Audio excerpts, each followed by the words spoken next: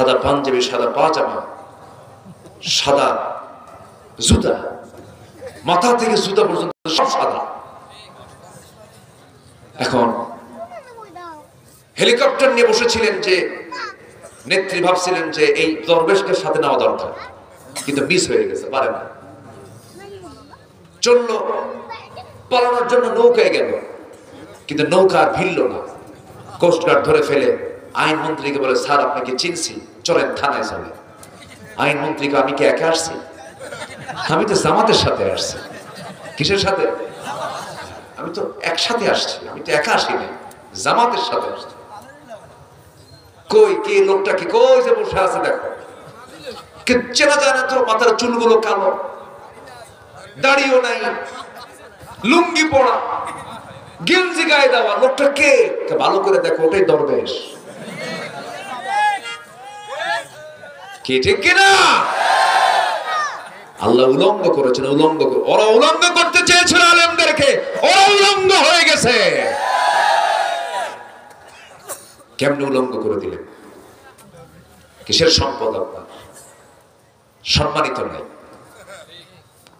জাতির সামনে আল্লাহ পাক ন্যাংটা করে দিয়েছে, ঠিক কিনা বলে?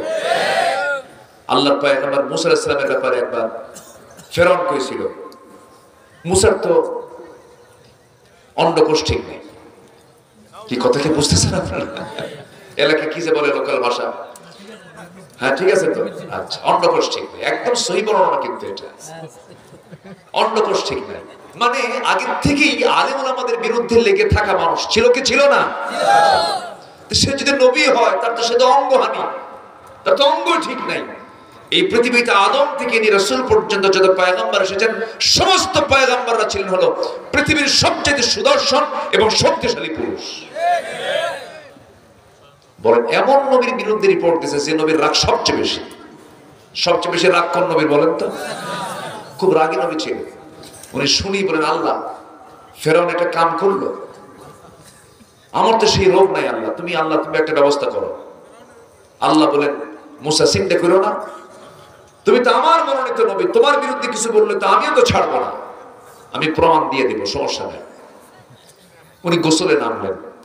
ওই সময়ের সিস্টেম অনুযায়ী উনি ওনার কাপড়টা খুলে পাথরে রেখে উনি নামলেন গোসলখানা, মানে পানিতে নামলেন, গোসল করলেন। গোসল করা শেষ, লুঙ্গিটা হাতে নিবেন, পাথরে রেখে দিয়েছেন। পাথরকে এবার আল্লাহ অর্ডার দিয়েছেন, পাথর লুঙ্গি নিয়ে দৌড় মার।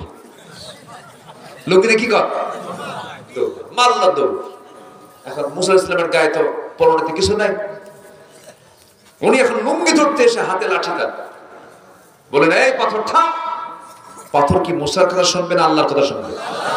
পাথর কার সৃষ্টি? আমি কার সৃষ্টি? আমার মাটিতে প্রাণ দিয়েছেন কে? ওই পাথরে প্রাণ দিতে পারেন কে? পাথর তো দৌড়ায়, পাথরও দৌড়ায়, মুসা ইসলামও দৌড়ান, কিন্তু তিনি উলঙ্গ হয়ে আছেন, এটা তার স্মৃতিতে নাই। আল্লাহ পাক তার স্মৃতি থেকে আউট করে দিয়েছেন। তিনি লুঙ্গি ধরার জন্য দৌড়ে যাচ্ছেন, পাথরকে তিনি শায়েস্তা করবেন বলে লাঠি হাতের মধ্যে নিয়ে দৌড়া যান। যত দূর দৌড়ান, পাথর আরো জোরে দৌড়ায়, ধরতে পারে না। পাথর এমন জায়গায় গিয়ে থেমে গেছে, যে জায়গায় ফেরাউন তার সমস্ত মন্ত্রী পরিষদ নিয়ে বৈঠকে বসে গেছে। সেই বৈঠকের সামনে গিয়ে ওই পাথর যখন থেমে গেছে, মুসাও সেখানে গিয়ে থামায় গেছেন। ফেরাউন নিচের দিকে তাকায় দেখে, না, মুসার সবকিছু ঠিক আছে। আল্লাহু আকবার। আল্লাহ এরকম করে সব প্রকাশ করে দেয়, কি ঠিক কিনা? আল্লাহ প্রকাশ করে দেননি, দিয়েছে, সব ওপেন করে দিয়েছেন। কারা দুর্নীতি করেছে সব এখন বের হচ্ছে। কোন খুনির ক্ষমা নাই, কোন খুনি ক্ষমা পাবে না। প্রত্যেকটা খুনের শাস্তি, পানিশমেন্ট এই জমিনে হতে হবে। আল্লাহ কবুল করুন। তাহলে মশা যত বেশি খাবে ওর হায়াত তত কমবে। এটা একটা মশা। আল্লাহ পাক মশার উদাহরণ এমনি তেমনি তো, ইউদিল্লু বিহি কাসীরা ওয়া ইয়াহদি বিহি কাসীরা ওয়া মা ইউদিল্লু বিহি ইল্লা ফাসিকিন। এরপর আল্লাহ পাক এখানে বাউদাতান শব্দ প্রয়োগ করেছেন। বাউদাতান মানে হলো স্ত্রী মশা। মশা কামড়ায় পুরুষ মশা না স্ত্রী মশা? বলেন, আজকের সায়েন্স বলতেছে যে পুরুষ মশা কিন্তু কামড়ায় না, কামড়ায় কোন মশা? স্ত্রী মশা। স্ত্রী মশা কামড়ায়, স্ত্রী মশাই হচ্ছে কামড় দেয়, পুরুষ মশা কখনো কামড় দেয় না। যে রক্তে প্রোটিন দরকার সে রক্তে মশা কামড়ায় বংশ বিস্তারের জন্য। মশাকে তুচ্ছ ভাবার কোনো উপায় নেই। নাম্বার 3, মশা বিশেষ একটা সৃষ্টি। বিজ্ঞানরা হতবাক হয়েছেন, বিজ্ঞানী, যে একটা মশা যখন সে উঠতে নাই, তার যে পাখা আছে দুইটা, সেই পাখা প্রতি সেকেন্ডে 300 থেকে 600 প্রতি সেকেন্ডে ঝাপটা মারে। প্রতি সেকেন্ডে 300 থেকে 600 বার। আল্লাহু আকবার বলুন। এবং আপনার বাড়িতে আপনি আছেন, আপনি দেখতেছেন আপনার ঘরে কোনো মশা নেই, কিন্তু 75 ফুট দূরে থাকা মশা টের পায় সলির মধ্যে একটা শুয়ে আছে। কি কথা বুঝতেছেন না? তাহলে আপনি মানুষ, আপনি দেখতেছেন না যে আমার ঘরে মশা আছে, আমার বাড়িতে মশা আছে, 75 ফুট দূর থেকে টের পায় ওই জায়গায় সলির মধ্যে একটা শুয়ে আছে, ধরি। আল্লাহু আকবার বলবেন না? নাম্বার 4, মশা নিয়ে হাসাহাসি করবেন কেন? নমরুদকে মারছেন কি দিয়া? আজ থেকে কি দিয়া? আল্লাহ যা বলেছেন কোরআনে। আরেকটা উদাহরণ এসেছে সূরাতুল আনকাবুত, আছে না? কি না মানে কি বলেন? মাকড়সা। আল্লাহ মাকড়সার উদাহরণ দিয়েছেন না? মাকড়সার উদাহরণ দিয়েছেন কেন? মাকড়সার ব্যাপারে আল্লাহ রাব্বুল আলামিন কি বলছেন?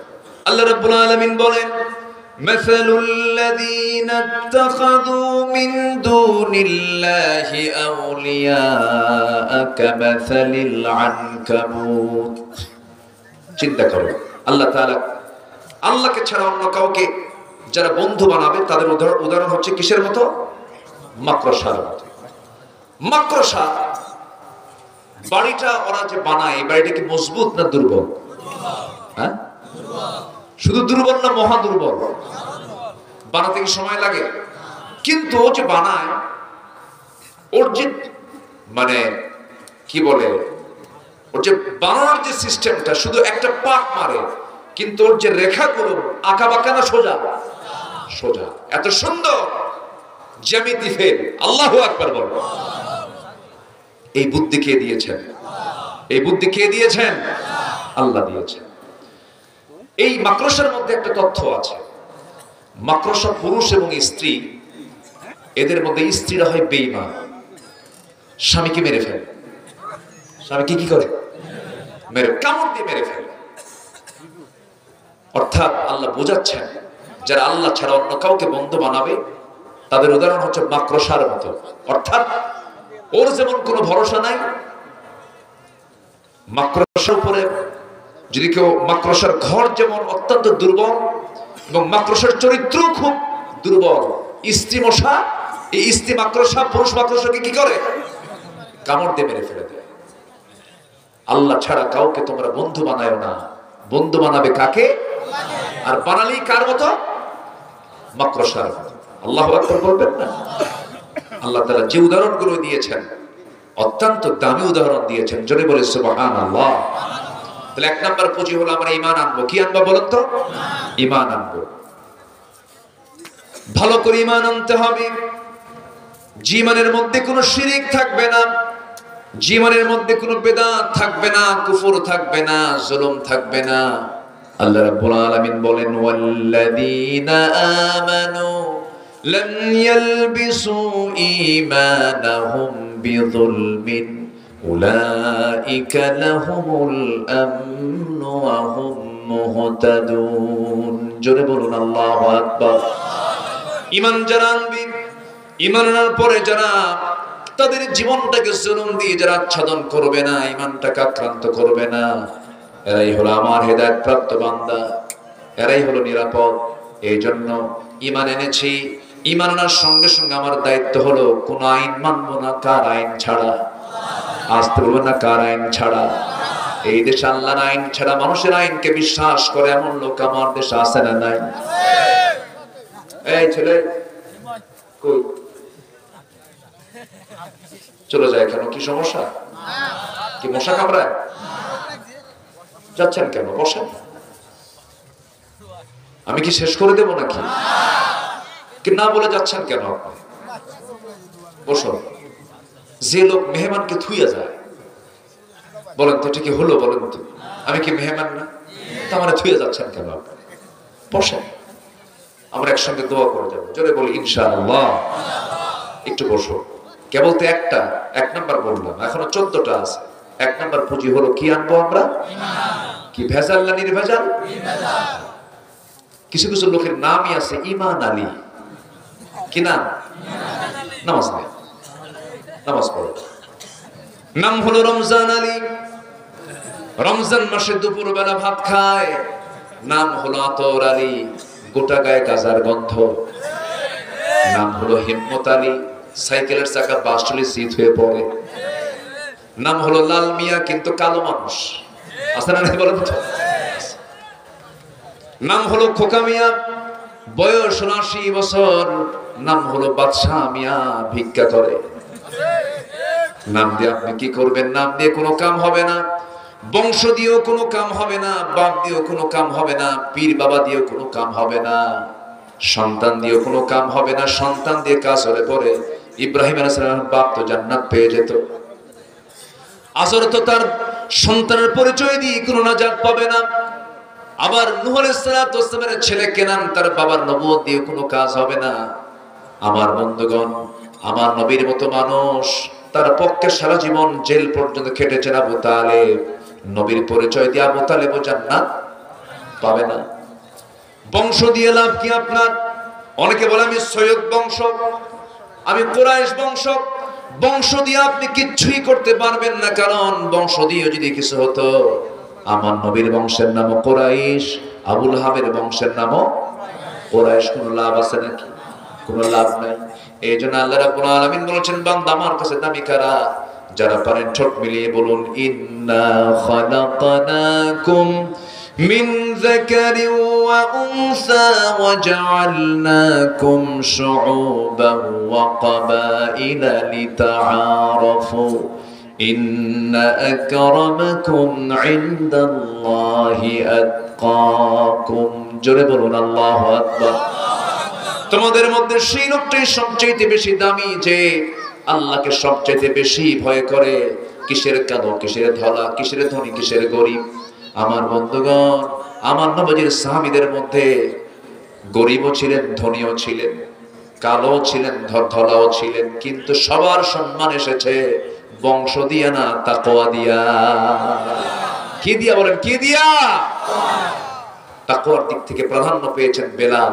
কিন্তু লোকটা বংশীয় ভাবে কিছুই না, বাপও গোলাম, ছেলেও গোলাম, গোলাম জাদা গোলাম, কালো কুসকুসা মানুষ, আফ্রিকান নিগ্রো একজন, কালো কুচকুচে একজন আল্লাহর গোলাম। বেলালকে আল্লাহ তাআলা কোথায় নিয়ে গেলেন? পৃথিবীর প্রথম মুয়াজ্জিনের পোস্ট আল্লাহ পাক বেলালকে দিয়ে দিলেন। জোরে বলে সুবহানাল্লাহ। ইমাম, আমরা নেলসন ম্যান্ডেলার নাম নেই বর্ণবাদী বৈষম্যের নেতা হিসাবে। কে বলেছে বর্ণবাদী বৈষম্যের নেতা নেলসন ম্যান্ডেলা? কে বলেছে? বিশ্বের সেরা সুন্দরের পাশে ইমাম রাসূল, আর কালো বেলাল হচ্ছেন সেই মসজিদের মুয়াজ্জিন।